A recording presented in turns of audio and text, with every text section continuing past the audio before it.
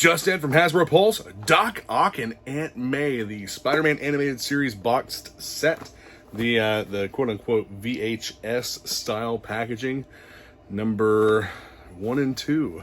So we've already checked out the Spider-Man symbiote version, which I loved, and Carnage, which could have been a lot better. I do not have a Doc Ock figure, and certainly don't have an Aunt May figure. So hopefully these do not disappoint. Let's break them open and take a look. Here we have all of the box art. Yes, I have a green thumbnail. That's the only way that my little girl would let me trim and paint her claws. So anyway, plastic-free packaging, Doc Ock and Aunt May. You have a scene from the animated series, or at least it's made to look like a scene from the animated series. The side is supposed to look like 2 VHS tapes next to each other. I do like the fact that they're putting these out in 2-packs.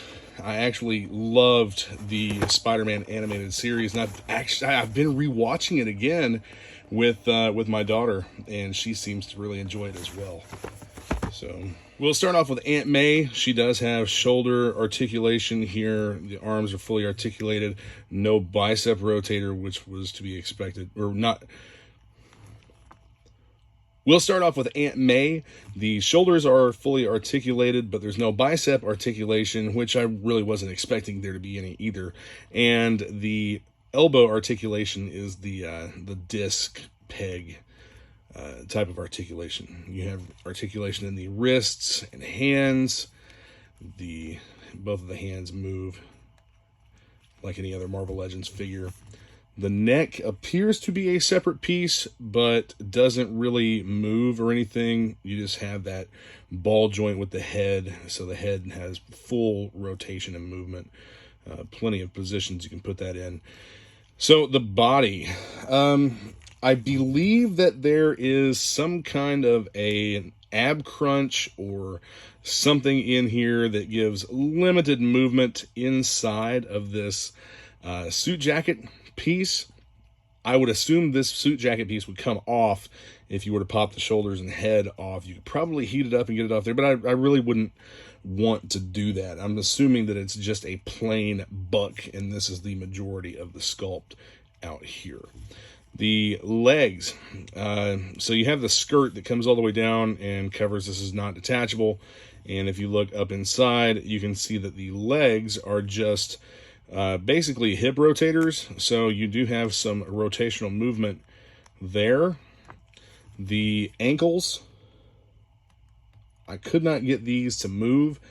I don't really think that you need to move Aunt May's ankles a whole lot, but the knees are a double jointed articulation, and she will stand on her own, I think, just fine. I view her more as an accessory piece for Doc Ock, not really a full, necessarily a full Marvel Legends figure. Even though she is a full figure, but she's more of an accessory figure for this awesome Doc Ock. Now, one of the problems that I've noticed right off the bat that's more apparent on camera than what it is in the hand is the color differentiation in the joints. So you have a little bit of a variance in the crotch, the body, and the joints.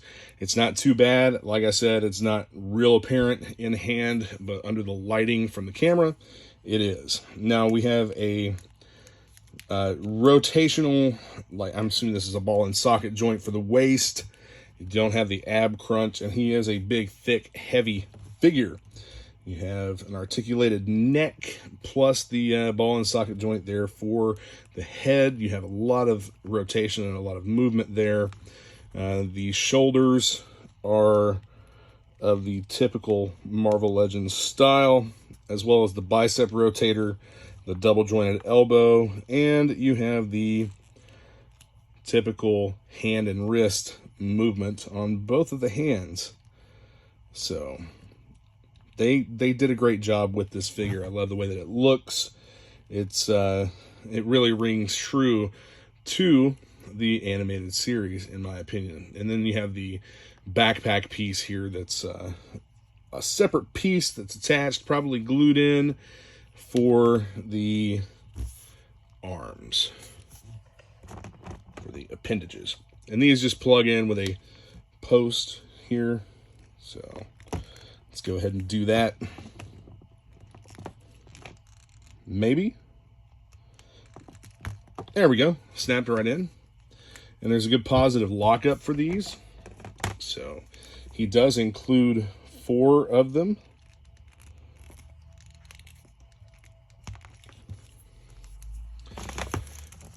And I would assume these have some kind of a wire inside. You have these, the holes here. We've looked at a few other pieces that are similar to this. A large range of, a wide range of mobility in these arms. There we go. Makes for a pretty large figure. And the claws have articulation as well. They are on a ball and socket. The claws are actually a softer, more, I guess you would call that a gummy material. So there's some movement in those. I actually like the fact that there's some movement that's needed, I think. But that's the assembled Doc Ock figure. Now, in one of the first little bags that we have here, Aunt May comes with a set of hands. A clasped fist. And, okay, so they're both fist hands. So you can swap these out. Swap out the open hands for angry fists. I would assume we have something similar here for Doc Ock.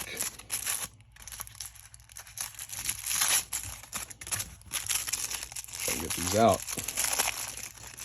Yeah, they're just closed fist hands for Doc Ock so that he can be angrier.